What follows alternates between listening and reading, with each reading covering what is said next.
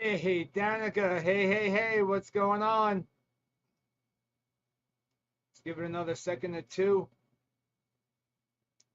Thanks for joining, Danica.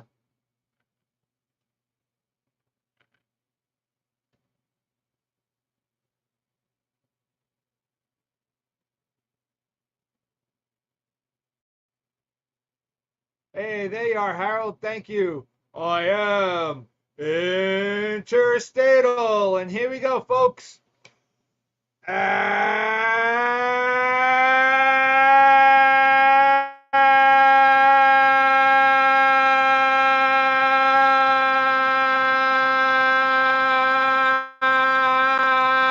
Good evening, everybody. Welcome to Angie's Angles. It is June the 20th in the year of my Lord 2024.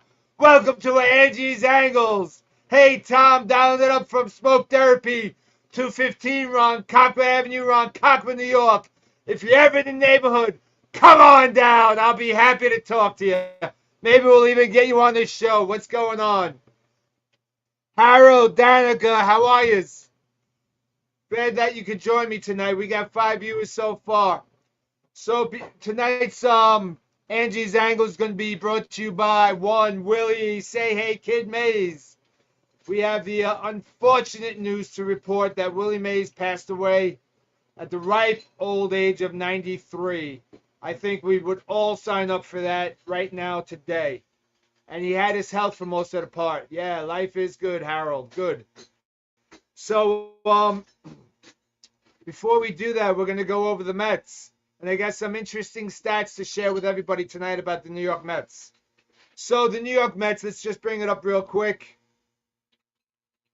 So we have the standings here as of yesterday. The Mets are off today. They're traveling to Wrigley, take on the Chicago Cubbies, Harold. Maybe we should put a bottle of bourbon on the series, pal. Let's see what happens. So the Mets currently sit in fourth place with a 35-38 record. We're 3 games under 500. We're sitting 13 and a half games behind. But here's something that's very interesting, and I've been quoted. I've been quoted as saying that this is fool's gold that is being presented to us by the New York Mets. In their division, we are leading the division in the last 10 games. We were on an 8-2 winning streak. As you can see, the Phillies floundered at 4-6. The Braves, staying afloat at 6-4. The Nationals got hot at staying at 7-3, while the Marlins are tanking at 3-7 and sit 24 games out of first place. But more importantly, let's bring this up, is the wild card stats, right? But again, you'll see in the green,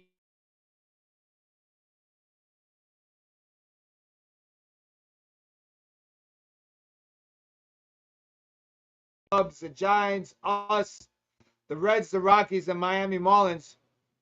Even in this column, in our last 10 games, we lead all teams that are vying for a wild card spot with an 8-2 record in the last 10 games. Again, I urge us to realize that this is fool's gold. Do not allow it to what's the word I want to use? Give you false hope. And in the yellow here, you can see. So here, our home record is 18-23. However, look at this. Our away record is 17-5. But on teams that are greater than 500, we are 9-18. So we don't bode well with these stats. Away, we're pretty good. Home, we're not so great. Extra innings, win-loss record, we're at 36-37. Again, I'm not really sure if we could sink our teeth into that. If you know what I mean. Mark Brooks, my brother from another, what is going on? Yes, the lungs are back. Angie's back, baby. Mark Brooks and West Coast State Prince. I am Tri-Interstatal, baby. James Krause is in the house. What's up, James? Thanks for being here tonight. I appreciate each and every one of you. So as you all know, Willie Howard Mays Jr. passed away recently this week at the age of 93 years old. It was a crushing um, a moment in baseball lore, baseball history. I've got a story to share with you, perhaps another, about Willie Mays. Why don't we start right away with the stories? Here is the pink Cadillac that Willie Mays bought himself. His license plate said, "Say hey." When Willie came back to the Mets in '73, my dad, God bless him, took us to the ball game. And there in the parking lot, you were able to see all the players' cars. Was one Willie Mays car with the Say Hey license plate. And we waited. I guess, I don't know, 73. How old am I? 73, 65, 75. I'm 8 years old. I'm 8 years old waiting for Willie Mays to come out to his car so I could scream at top my lungs, "I love you, Willie." By far, Willie Mays, in my humble opinion, is the best and my most favorite positional player ever to play the game. Willie Mays, bar none, number one, the GOAT. You don't get any better than one Willie Howard Mays Jr. So my dad, myself, and I believe my brother was with us. I can't imagine he wouldn't have been. We're standing outside of Shea Stadium, 1973, waiting to catch a glimpse of Willie Mays. It never happened. However, I've had the fortunate pleasure to have met him twice later in my life. Once I was working at the Middle Bay Country Club in Oceanside, and Willie Mays was attending an event there, and my one of my friends, Artie, was a waiter at the Middle Bay. I was a chef. I was this I was the homage chef at the time. Homage chef, for those that don't know the restaurant world, the homage chef handles all the cold food. It was a Jewish only members club. So we had the gefilte fish, we had the chopped chicken liver, the etc. We had the vichyssoise, the borscht soup, if you know what I mean. And it's funny, for an old Jewish club, we had Mr. Kennedy as the GM. Couldn't get any more Irish than Mr. Kennedy. It's pretty funny. So anyway, my friend Artie knew I was a big Met fan. And Willie was out in the dining room. Of course, I can't go out there in my chef garb. And I was young at the time also. You could say that was part of my apprenticeship back in the day. I dabbled in all aspects of the kitchen. And so he got me an autographed picture of Willie Mays, to Angelo from Willie Mays, that I still hold and cherish to this very day. So my good friend Artie was able to hook me up with that. The next time I got to meet one Willie Howard Mays Jr. was my good friend John Erickson became the executive chef at Shea Stadium. Back in the day, they had the Diamond Club. And a nice little restaurant where you go in. They had two restaurants, the Diamond Club and then the higher end Diamond Club that you could eat in. The lesser Diamond Club was more of a pub atmosphere, burgers, steaks, ribs, etc., chicken fingers, whatnot. And my buddy John Erickson was having problems with the staff. They were stealing, and they would get a table of four and say, "Oh, how are you paying tonight? Cash or card?" And a lot of people back in the day paid cash. So once the table told the waitress or waiter that they were paying cash, they'd write down the order on a piece of paper, give it to the cooks. The cooks made the food. It didn't go through the system. There was no point of sale register for that. They got paid in cash. At the end of the night, the waiters and the cooks split the money. So my buddy's food cost was running high. The sales were low. So he knew my caliber of honesty, my integrity. Said, "Angie, I got the ultimate side hustle for you." I go, "Yeah, what's that, John?" "How about I bring you in as the expediter? We pay you X amount of dollars. The club is only open until the 7th inning. After the 7th inning, you're done. There's no cleanup. You leave your station. You can go watch the rest of the game." Now, I had an ID card that gave me carte blanche at Shea Stadium. I could go anywhere and everywhere at Shea Stadium. It was wonderful. Of course, this is all pre 9/11. I said, absolutely. As it was, I was already working in Manhattan, so I just jumped on the subway, caught the subway to Shea, and then after the game, some days I would drive in, some days I would take the train home from Shea Stadium back to Westbury, New York. So this one particular night, the game, the club closes, we're done, seventh inning, and I'm walking the broadcast suites, right, where all the newspaper and radio folks are writing down their notes, and I'm walking down the gangplank, and right in front of me, about maybe 30 feet in front of me, is walking up to me, this man, and as he gets closer, I absolutely recognize who it is, and it's Willie Mays. And I felt like Ralph Cramner, humna, humna, humna, humna. I was barely able to get words out and say, Mr. Mays, it is my absolute pleasure and honor to meet you. I shook his hand.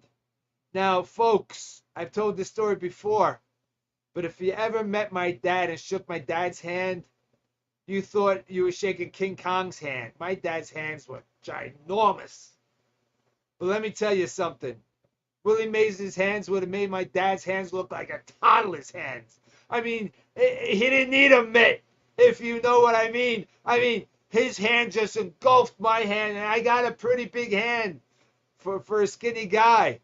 And most people don't know this, but Willie Mays was only 5'10", about $170, $180 at his peak. Not a huge man at all that some would think he would have been. So about after 5 minutes, and listen, if you know nothing about me, if you know zero about me, you got to know that I'm a purist. I'm a historian when it comes to the game of baseball, and I didn't want to take up any more of Willie Mays' time. He was generous enough to give this kid 5 minutes. I said, Mr. Mays, I really have taken a lot of time, a lot of your time. I appreciate you talking to me. He goes, what's the matter, kid? You got a hot date? I said, no, sir, but I'm trying to be respectful. He goes, kid, I got nowhere to go. I'm happy to talk with you about baseball all the time. And we continued for another 20 minutes, and it left an indelible mark on my heart. You know, here's a guy, a god with a lower G in the world of baseball, giving me extra time. Who was I to deserve that? But he did. He did. And let me just scroll back. I might have missed some people here. Officer Lennon is in the house. Bremaletta, I am quadruple in the statal. Kevin Elliott, I am quintuple. What is going on, baby? Oh my good. You caddied there, Kevin. That's pretty funny. Enough with the terrible tipper comments, please. That's making me laugh. So anyway, that's my story of meeting Willie Mays at Shea Stadium. You know, I didn't have to wait all those years earlier at the pink Cadillac waiting. Hey, Mike, I am quintuple interstatal, baby. I appreciate you, Mike, being on here. So, couple of things about Willie Mays. As a matter of fact, tonight is kind of like, I don't know, befitting or kind of a little bit ironic that the Giants and Cardinals are playing at Rickwood Field in Alabama tonight, the home of Willie Mays, where he played for the Black Barons of the Negro League. And that's where it all started at the ripe old age of 16 for Willie Mays. So Willie was born May 6, 1931. That's only a brief 10 years before my father. He played for the Birmingham Black Barons of the Negro League, like I just said, at 16 years old. At 19 years old, he was signed by the Giants and Leo DeRocha. On May 25th, 1951, at 20 years old, he made his major league debut. And maybe you don't know this, and maybe you do if you're a baseball purist like me. But he started his career with an 0 for 12. He took an 0 for his first 12 at-bats. And then what happens? And the way he tells it, I posted a Tim McCarver interview with Willie Mays. He feels that Warren Spahn grooved him a fastball. He felt bad for him. and he hit a home run off of Warren Spahn, a Hall of Famer himself. But then Willie continued to go for the next 13, so he was 1 for 26. And he had to go to Leo DeRoche and said, Leo, I appreciate you bring me up, but I'm not your guy. And Leo flat out said, Willie, I know baseball. You came up to play center field for the New York Giants. And ladies and gentlemen, the rest is history. You cannot tell a better story than that of Leo DeRoche and Willie Mays. Call Leo DeRoche what you want. Leo the Lip. Your nice guys finished last. You're all attributed to Leo DeRoche. But he really took Willie under his wing. Willie admits that he was a pseudo-father figure. Took him under his wing. He was absolutely his mentor. And watched out for Willie. Now Tim McCarver taught me something that I never knew. Tim McCarver was catching and Willie Mays came up to bat. And besides recognizing his massive hands, he noticed that Willie Mays had the most immaculate, impeccable manicure. And he asked Willie in his interview, Willie, I was really shocked to see this superstar in front of me with these massive hands with the most beautiful manicure I've ever seen. And Willie says, oh yeah, you got to take care of your fingers. That was a big deal to Willie. What we also don't remember is that Willie wasn't that far removed from Jackie Robinson and suffered much of the misaligned racism that Jackie Robinson and Reggie Doby experienced coming into the majors.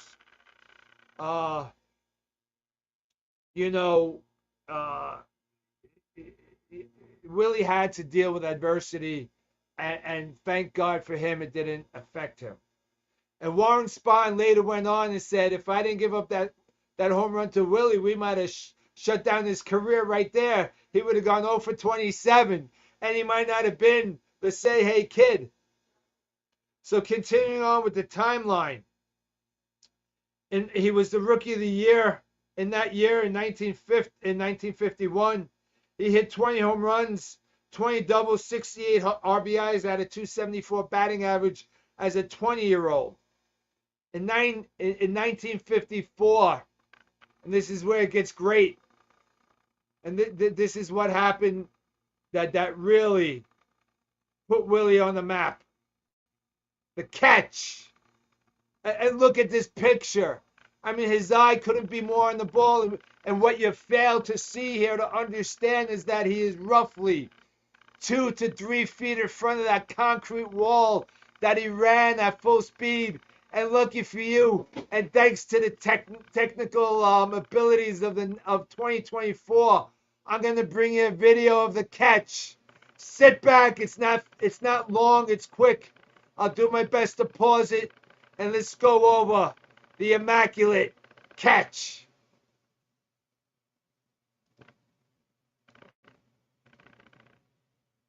Let's do that again.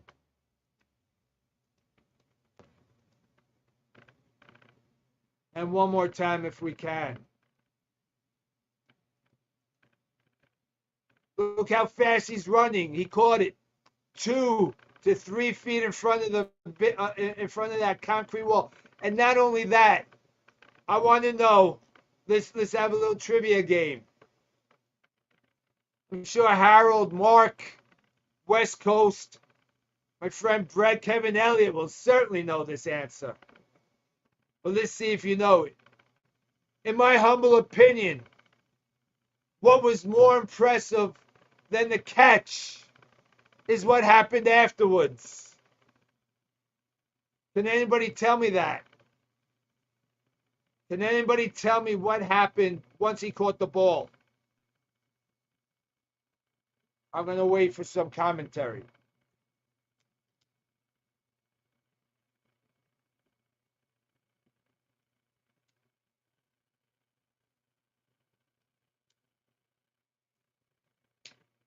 Brett, that's a great guess and a great answer. It wasn't a double play.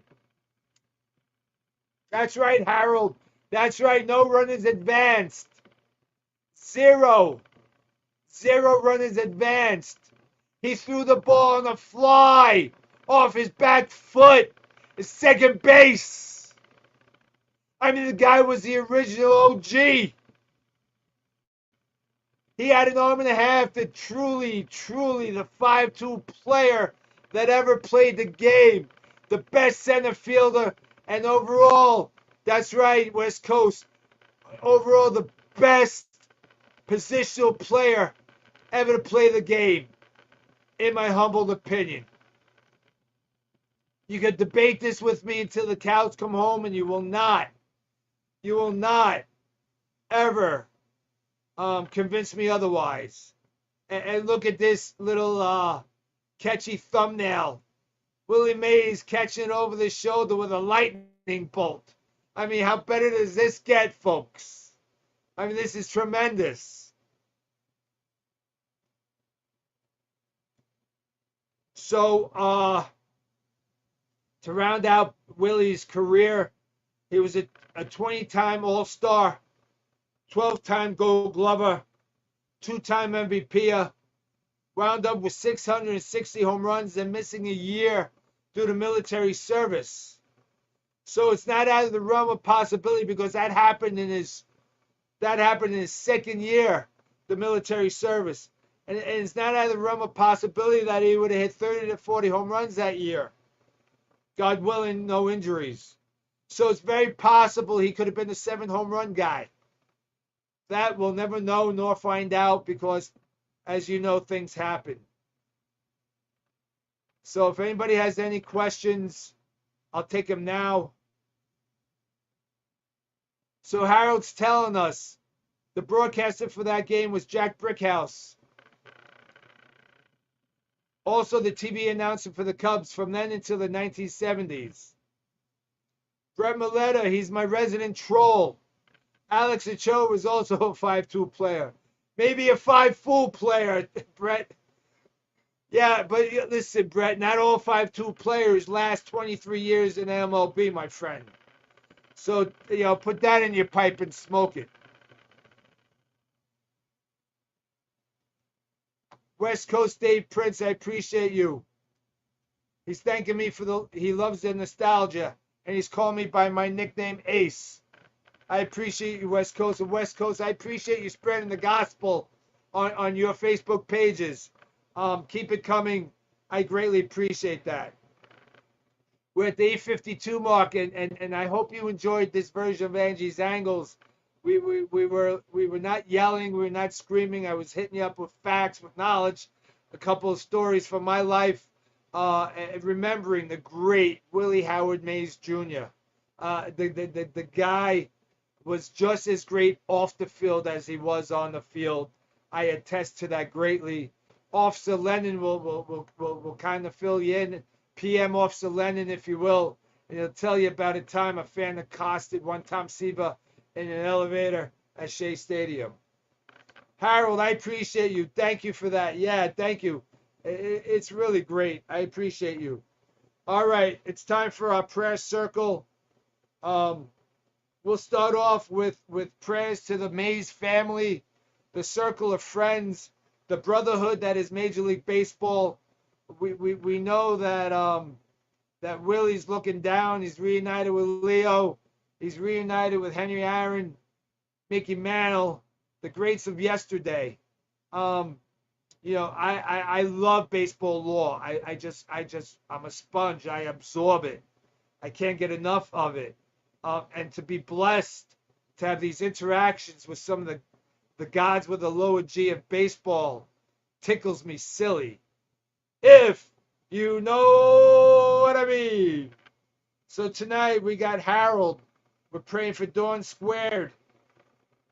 Your wife and your coworker, your friend Ed, who you told me he's getting great results. And you wanted us to add your friend Carol and her husband Bob, who is on dialysis 3 days a week. Things seem to have been settled down for him, but he has to get that dialysis done 3 days a week. Scott Tobias, we're praying for your wife and your mom as they tackle everyday challenges and nuances. Linda Stein, we're praying for you, for your dad, and for the upcoming weddings of your children. You have your hands full, my friend, and we're praying that everything comes together and the weddings have sunny days and even brighter futures for all involved in the weddings. Mark Brooks, we're praying for your dad and yourself that you remain vertical. We are adding your daughter Dominique, who is blessed to be carrying a child. Lord, please watch over her pregnancy and keep everyone safe and healthy. Dominique's had some challenges in the past, and we're asking God with a capital G to look over Mark Brooks' daughter Dominique. Kevin Elliott, as you continue to face your health challenges. And buddy, the calls will keep coming. You've renewed my faith in humanity. I cherish our friendship, Kevin. Krause family, as Aubrey defeats and keeps down in remission the ugly C word, the cancer that it is. Martha, my co-worker at Adelphi University, as she bravely faces her recovery period. Clark Altman, your brother-in-law Brad, and your sister Tricia. Continue blessings. We're hearing nothing but great results for Brad. God is great. Deb and Lee, not only are we praying for Lee's medical challenges, but the birth of your grandchild and to keep everybody safe and healthy down in Maryland. Fred, we have you. We have you, Fred, as you face your challenge in rotator cuff surgery. Ray Capers, which I'll see you on July 11th, my friend, as you also recover from your surgery. Coach Courtney, your brother-in-law Calvin, your sister Pat. We pray that things continue on the straight and narrow for them, and the words of success keep coming towards you. Mr. McGowan, sir, we have your 6 as you devour and eat away at that C word until it's no more. Marianne Bello, out of Las Vegas, we're praying for your mom's health, my friend. Big John, we're praying for your friend Irene, your cousin Richie, and Phil's Nona. Tom, we want to pray for your friend Paul as he takes on his cancer treatment. And his mom is 96, but has a birthday coming up on June 24th, where she'll be re-celebrating her 29th birthday all over again. Happy birthday to Tom's mom. God bless you. 97 gonna be.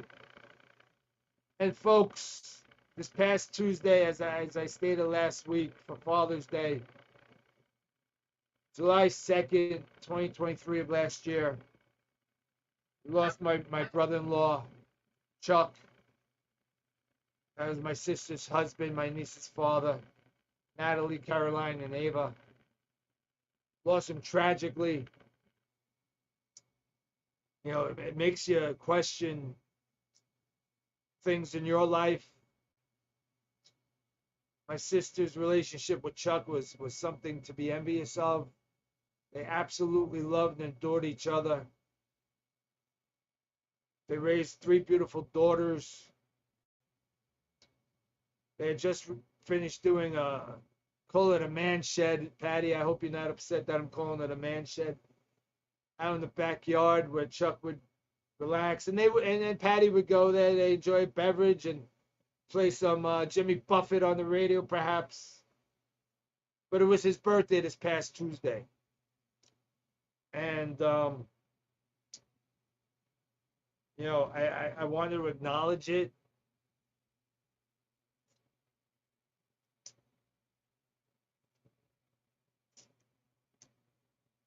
When you go home, one of your kids is getting on your nerves,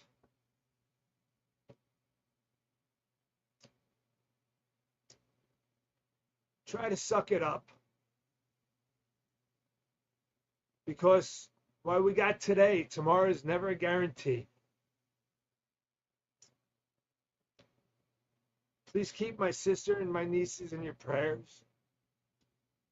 Not only did they have to handle Father's Day and his birthday this past Tuesday, July 2nd is what, 2 weeks from today. So do yourselves a favor. That person that cuts you off, maybe they're in a rush to get somewhere. Don't get so angry. If your kid's not answering you the right way, maybe put your arm around them, tell them you love them.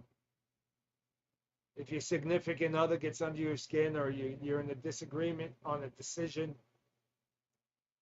try to go the extra mile to understand their viewpoint. I would appreciate that greatly.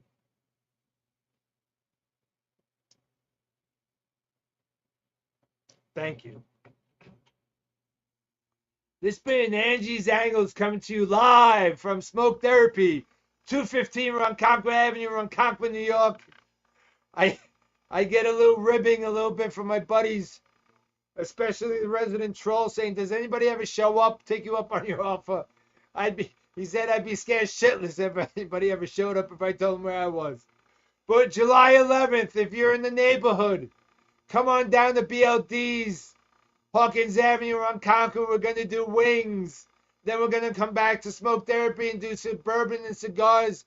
Angie's Angles. Leo from LIBUO, co-founder of LIBUO, the umpiring organization that me and Danny work for. We're going to have a great show. He's going to be on the show. And let me tell you, if you find me entertaining, wait till you get a hold of this guy. Good night.